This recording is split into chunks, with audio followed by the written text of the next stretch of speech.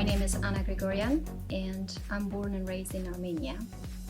Currently, I'm a Global Strategy and Transformation Director at HBX Group here in Palma de Mallorca. And I'm a mother to a 3-year-old boy. I think we all have our stories, which to a certain extent, not to say something kitschy, but make us unique. And my conviction is that a combination of uniquely different people who are fighting for a common cause is actually a very powerful strategic weapon.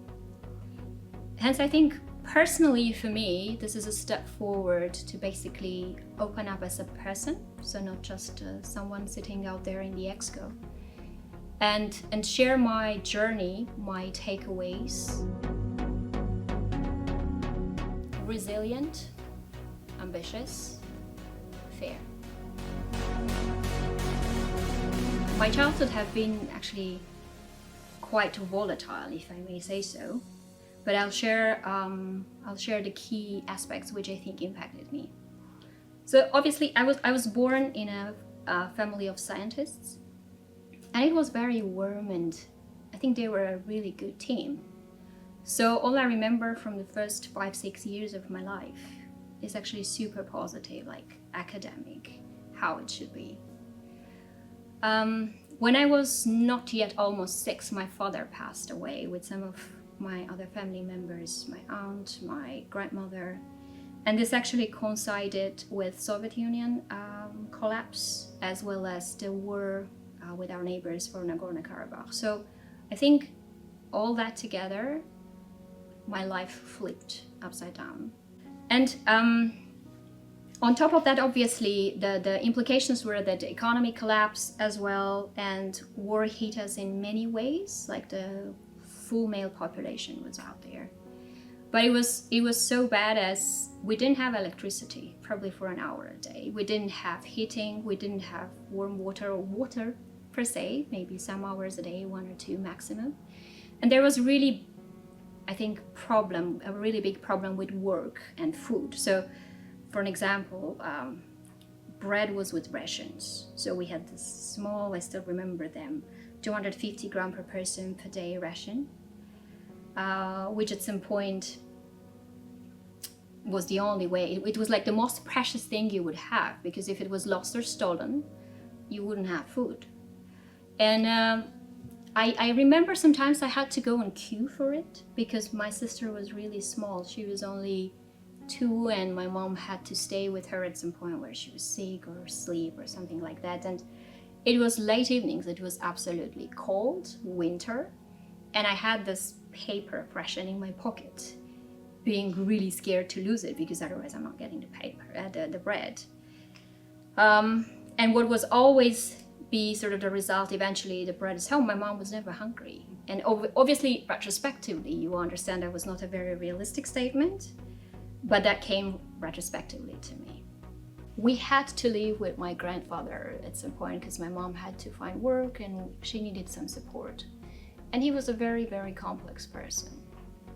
Not necessarily just bad, but super complex. And he had his own views of how things should be, especially when it comes to the girls, how girls should be raised, what they need to do, eat, wear, go, listen to, read.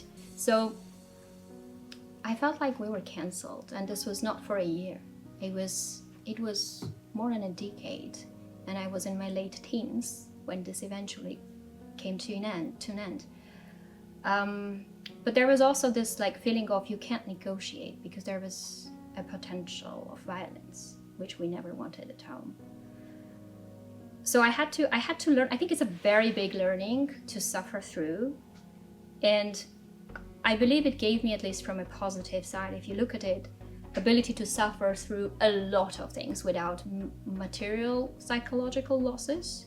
Thanks God, I don't think I have panic attacks, schizophrenia, or any of that. But at the same time, it was also a lot of analysis and understanding that this is not something I'm going to accept in the future, and there's very low tolerance towards all those type of behaviors. Well, yes, that's right. So I'm actually a professional pianist. I even have a PhD in music performance, which I think was probably my second most stupid thing in life that I did. But honestly, I started playing as a child, and it was just an extracurricular activity, so it was never intended to be something professional. Somehow it came out successful. So my teacher started putting me in different local regional competitions, which I actually also managed to, some of them win. Never came as a first, to be honest, but it was always second, third, some prizes, which would give me obviously some acknowledgement, and as a kid that's very nice, but also some financial support to my family, which was very essential back then.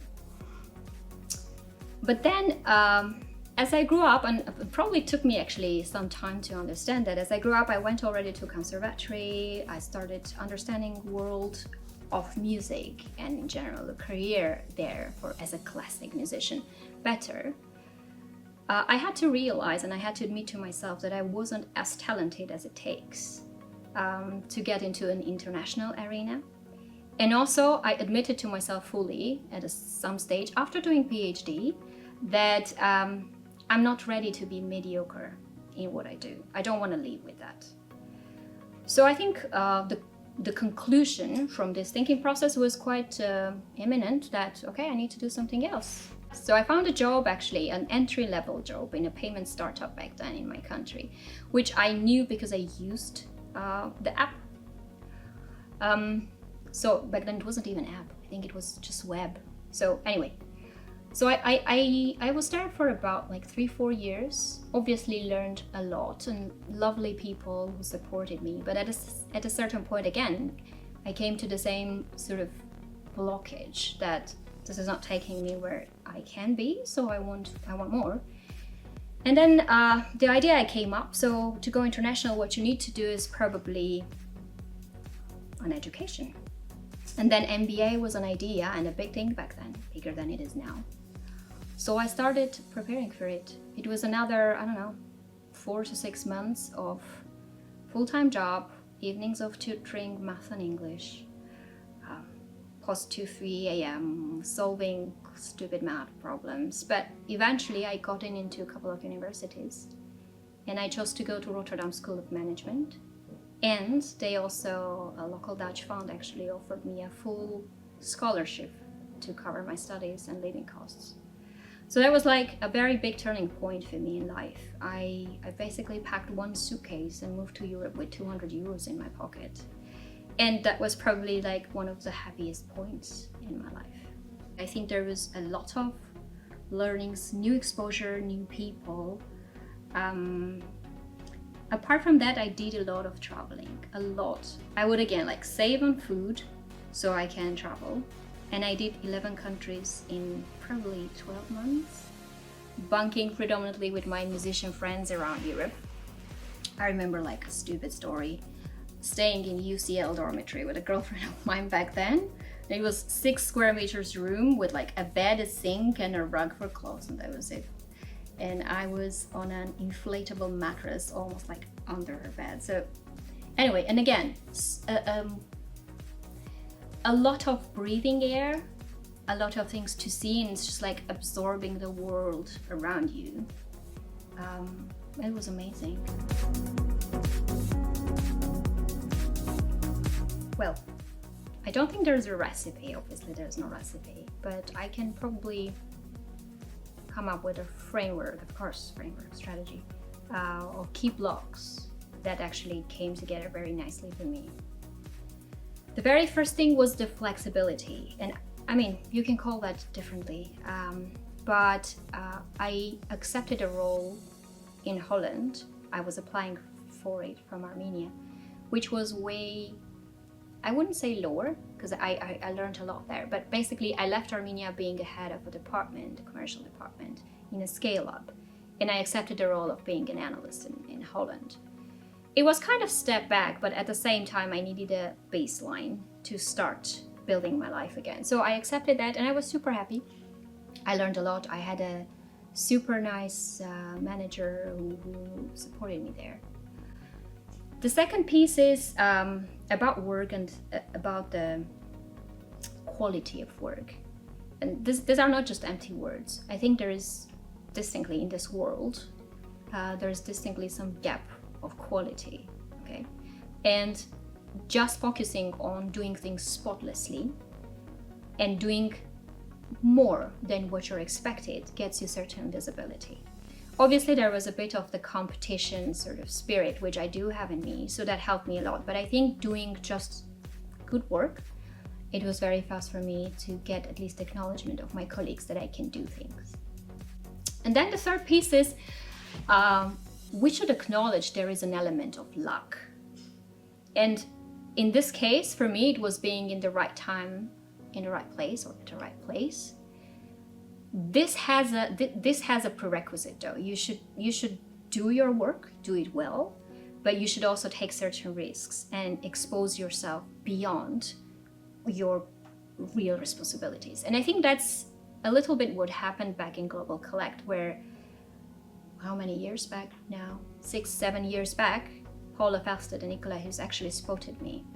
And they gave me an opportunity to fast track my career back to where I was, which I gladly took with obviously some healthy levels of self-doubt, which I also think is absolutely normal.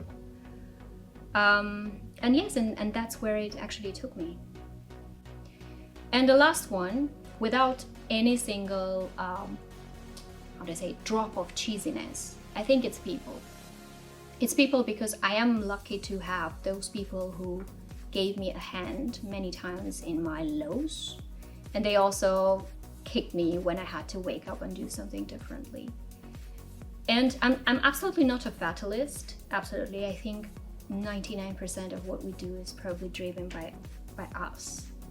But to a certain level, I almost can't help myself feeling like there's some sort of a natural balancing act that people who were taken from me, who I loved and who I appreciated in my childhood, now I'm getting sort of back a lot more people who help me around me. They sort of form my support system. With struggle. Well, I think parenthood is probably one of the biggest fulfilling things, and I think it's probably the case for like 99% of people, but there's also big struggle in it, and I think people don't even talk about it as much for different things, for different reasons and stereotypes and judgment, but it is a full-time job and it's hard.